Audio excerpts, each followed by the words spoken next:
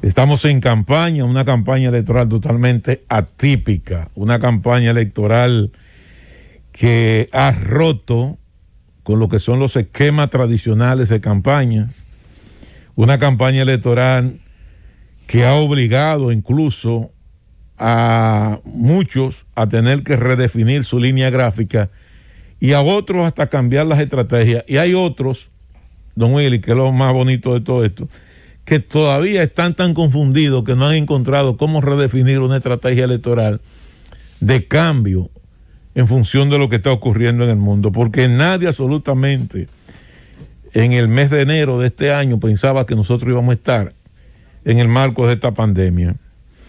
Una pandemia que ha obligado al gobierno a tener que tomar medidas que ciertamente para la oposición dice que el gobierno se ha beneficiado de ella, pero obviamente que si hubiesen fracasado, también ese fracaso, la oposición se hubiese beneficiado de ella.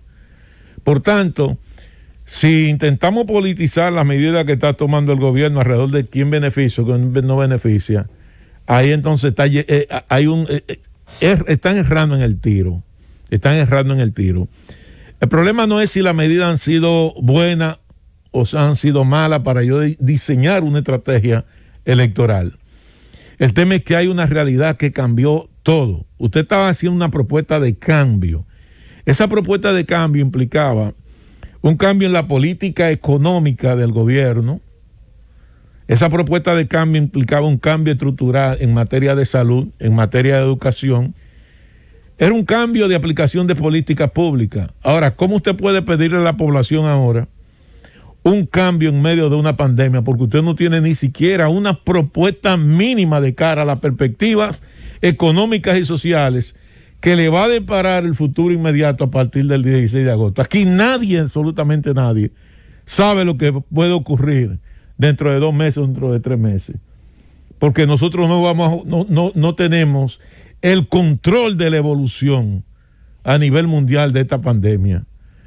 Y el problema de la pandemia no es la cantidad de personas que puedan salir infectadas, es cómo nosotros podemos mitigar en lo más mínimo, poder mitigar los efectos de esta pandemia, que son, como es el caso de la letalidad, que es fundamental esto, y creo que ahí hemos sido exitosos como país, porque el nivel de letalidad hoy nos coloca a nosotros en un 90% de la pandemia.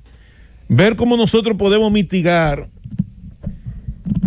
los efectos del desempleo, y creo que el gobierno ha sido exitoso con los efectos del desempleo, mitigar esa gran cantidad de personas que han sido asistidas en materia laboral a través de programas de subsidio al salario laboral, donde esas empresas han logrado, por lo menos que las que estaban reguladas a través del sistema de seguridad social, poder compensar una parte del salario. El gobierno lo está haciendo. Y cómo llevarle alimento a las personas que tenían una economía informal, pero que por una u otra razón no están en la calle en estos momentos produciendo. Pero eso tiene que hacerlo cualquier gobierno que venga. Entonces, ¿cómo usted puede estar criticando esa actitud, esa política pública que el gobierno está poniendo en marcha a favor de esos sectores, e incluso hasta demeritando, denigrando a esa pobre persona? Porque ¿quién hace una fila que no sea por necesidad de llevarle el pan a sus hijos? Y he visto mucha gente aquí, que yo lo he calificado como el Sanedrín intelectual, que tienen un corruptómetro en la mano, que son los que determinan quién es serio y quién no es serio. Criticar a esas pobres gentes infelices que reciben una ayuda alimentaria en un momento determinado. Y ciertamente que lo critican porque tal vez ellos tienen el pan en abundancia en su nevera y gracias a Dios que pueden darle comida y alimentación a sus hijos. Pero no todo puede. La persona que vende empanadas en una esquina y que de repente no encuentra que llevarle de comer a sus hijos y recibe una ayuda alimentaria, que bienvenido sea. Entonces la oposición está totalmente entrampada y no sabe qué hacer. No sabe qué hacer porque cometió el error de pretender competir con el gobierno, con la construcción de unos supuestos hospitales que ahí están, un elefante blanco que son carpas, y se puso a competir con el gobierno y se olvidó de que sus estrategias electorales hasta el día 17 de marzo tenía que ser otra, y creo que ya no tienen tiempo para revertir la realidad que le está dando en la cara. Y el mejor escenario fue lo que ocurrió este fin de semana en el Congreso Nacional. Señores, el presidente del Partido Revolucionario Moderno, el señor Paliza, dijo a todos los medios de comunicación: a partir del martes aquí no habrá toque de queda, porque la oposición está unificada para rechazar la solicitud de prórroga del estado de emergencia solicitado por el Poder Ejecutivo. Óigame, entonces el problema de la prórroga al Poder Ejecutivo, usted entiende que es una derrota política que le pueden inferir y que se van a beneficiar de eso.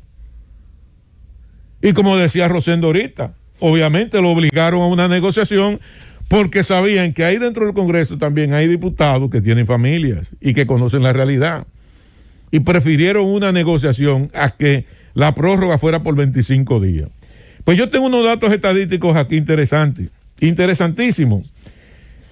Desde que se anunció el estado de excepción, el estado de emergencia, a mediados del mes de marzo, donde se hizo una solicitud, hay que recordar, en primer lugar, de 30 días. Se aprobaron 25 días. No, fueron 25 y se aprobaron. Se aprobaron los 25. En ambas cámaras sin ninguna dificultad. Eso, 25 días. Luego se hizo una segunda solicitud y se aprobaron 17 días. Luego una segunda solicitud de 25 días y se aprobaron 17 días más. Luego 15 y ahora 12. Cuando usted suma la cantidad de días que se han sometido y la cantidad de prórroga con relación a los días prometidos, a los días aprobados, estamos hablando de apenas 90 días de estado de emergencia.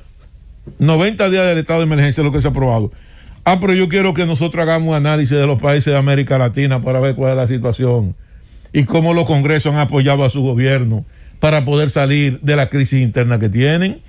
Señores, Haití, que es un gobierno con un régimen parlamentario, donde ahí lo más difícil usted poner de acuerdo al Congreso, le aprueba al presidente Juvenal Moïse, le aprueba una prórroga de 90 días, le aprueba un estado de emergencia de 90 días para poder tomar la medida, porque es que no hay forma que usted pueda tomar medidas de escalamiento ni de desescalamiento si no es en el marco de un estado de emergencia. Pero queremos politizarlo todo.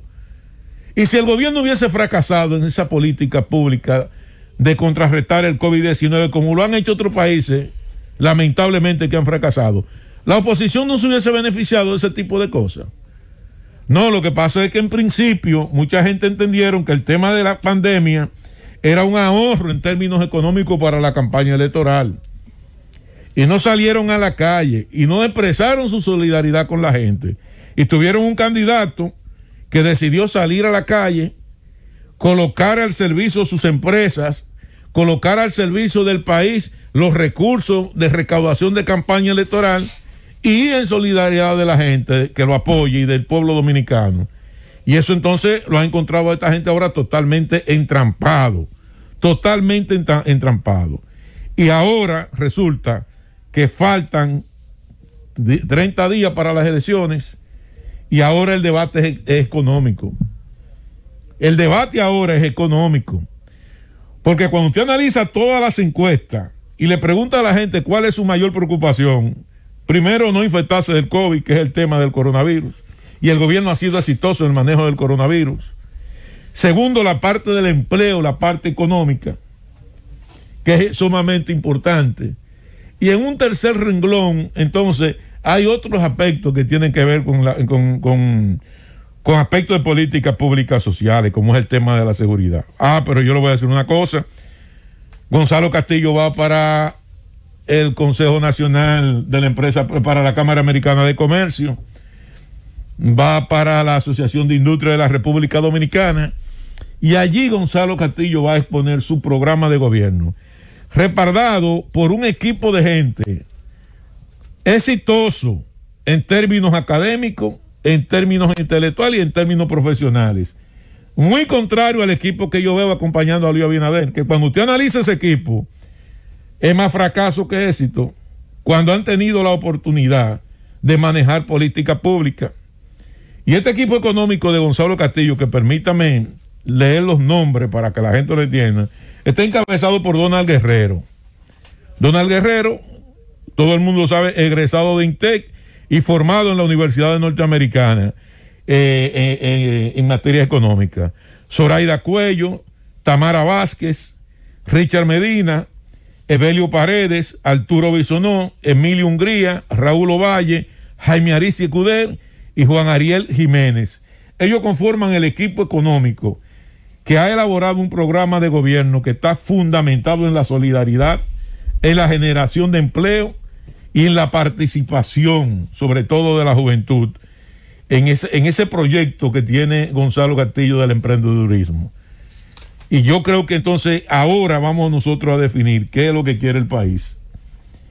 O caer al vacío, en la incertidumbre, en la improvisación de gente que lamentablemente no tiene la menor idea de lo que es un Estado moderno, de gente que creen que todavía están haciendo política basada en el siglo pasado, o de definir una ruta crítica, unificando esta sociedad alrededor de un liderazgo real, creíble, que genere confianza en los sectores económicos del país y que permita relanzar no solamente la economía, sino sacar a este país de esta crisis que hoy se encuentra producto del coronavirus. Llévatelo, Cundo.